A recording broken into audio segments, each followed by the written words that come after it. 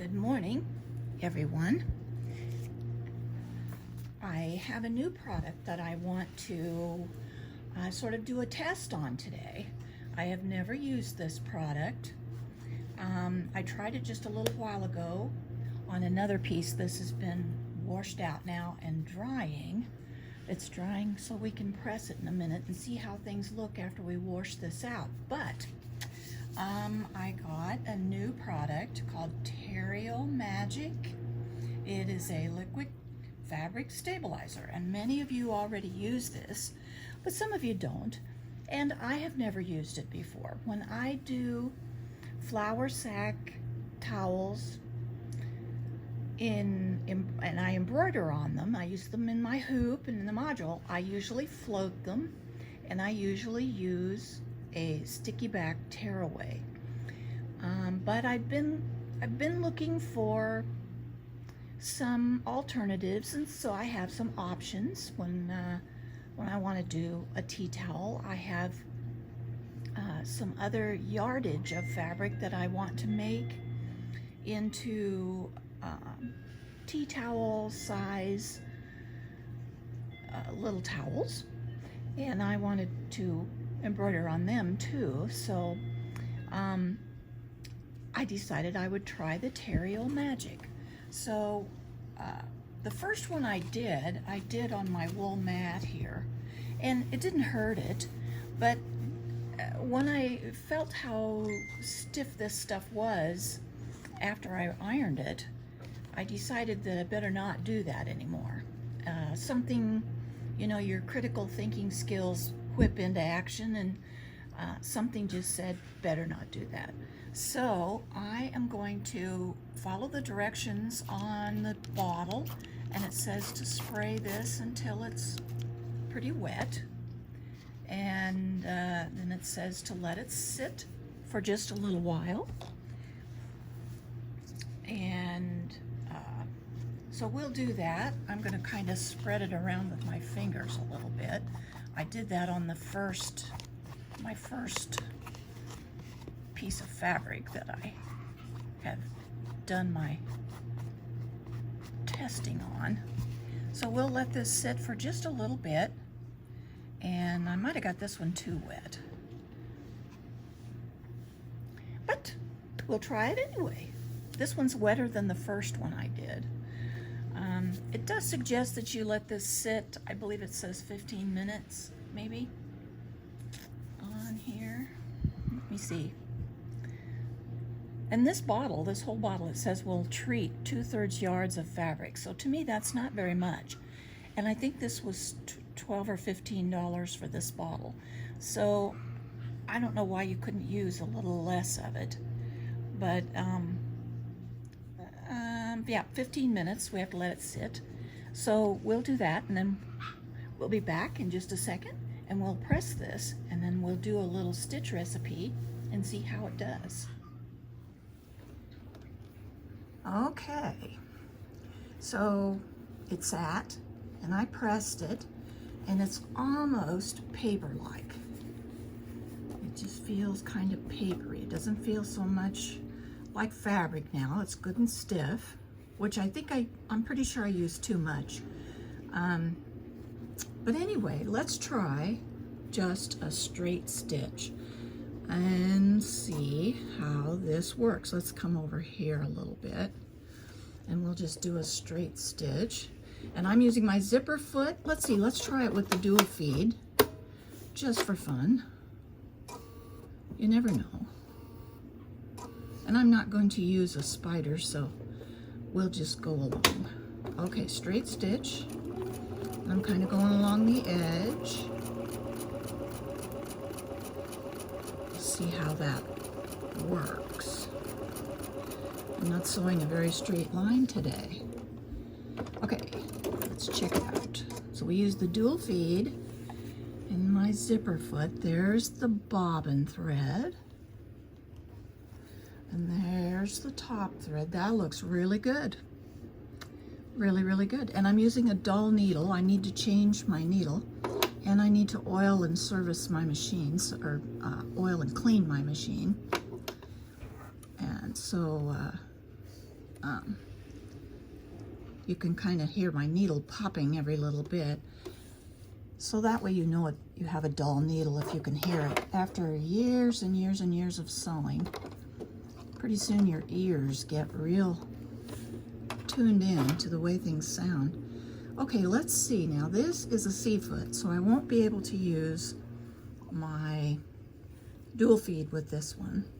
But this is the 1C foot, which I use for machine embroidery without the module. So let's put that on and get ourselves kind of set up here. So let's see, what stitch shall we do next? Let's do the Serpentine stitch maybe. Let's see if we can find that. I like 1330. Well, let's try something else. Just a minute. Let me look. Try to remember what I did on my first one. 1333, if I can find it. Here we go. It's kind of little chicken tracks. So 1333 stitch, and this is not with the dual feed. So let's check it out and see how this works. This is why with a C foot, you cannot use a dual feed because the foot goes backwards and forwards and backwards. Wouldn't work very good with your dual feed. This has got a wide stitch and a short stitch on it to make this little chicken track. And we'll see what we got when we get to the end here. Give it a good go. And we'll see what we got.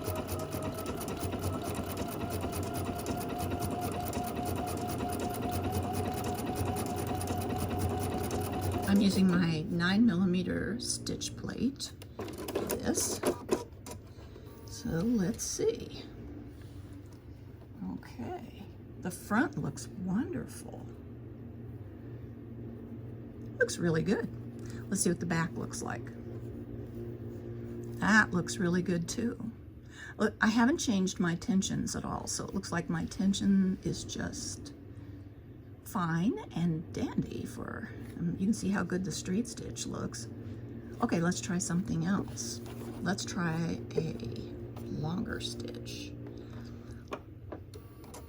Let's see, what shall we use? Let's do the Serpentine stitch this time.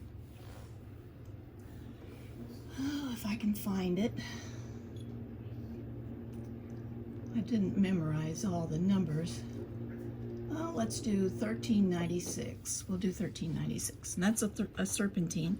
There are several, but this is 9mm wide and it's a longer stitch, so let's check it out.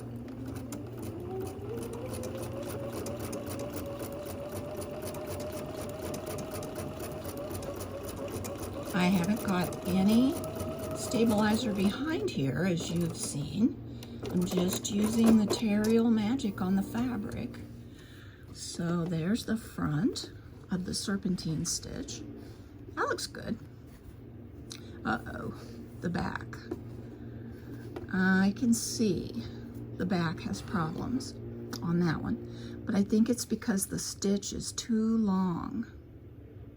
These shorter stitches did really good, but the longer stitches, you can see, I think you can see, I'll try to get it over here where the light's not shining through it, but can you see that my bobbin thread is almost laying on the top of the, it hasn't been pulled through where the threads meet in the middle.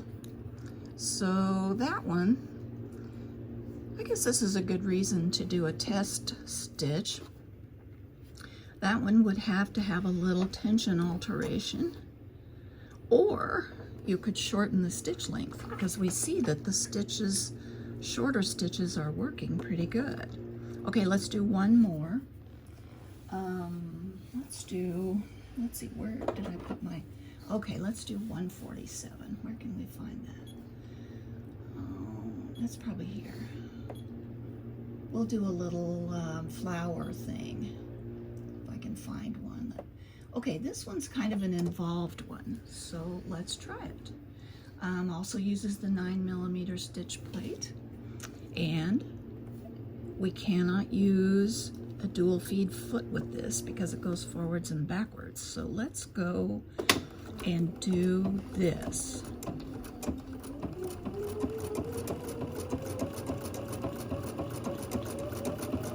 This is a little garland of roses. I think there's a couple of leaves on here. And we'll scooch on down and we'll see how this works. This is a much more thicker stitched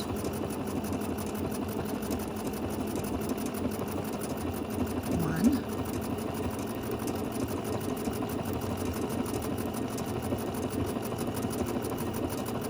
I don't see this fabric going down. I'm using a 9mm wide plate, and I don't see this going down into the plate at all. It smells really good.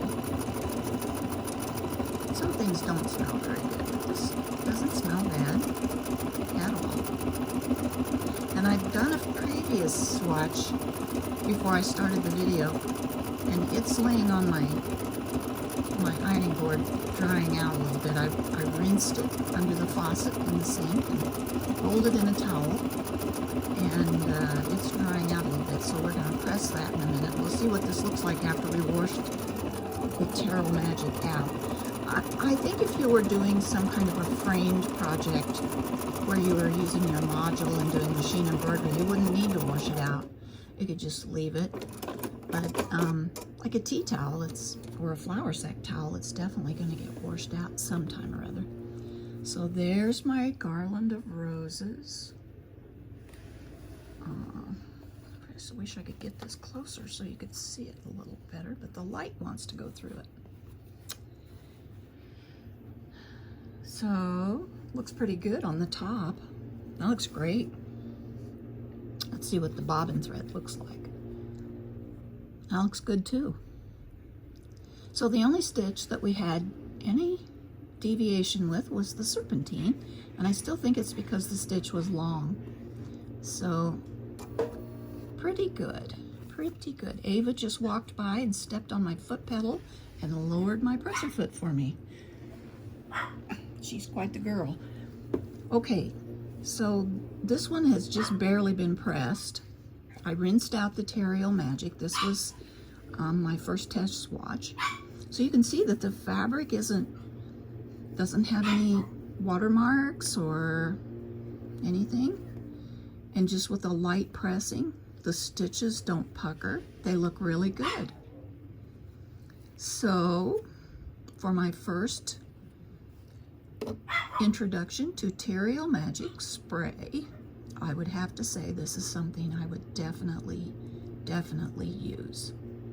Have a good day, everybody. Happy sewing.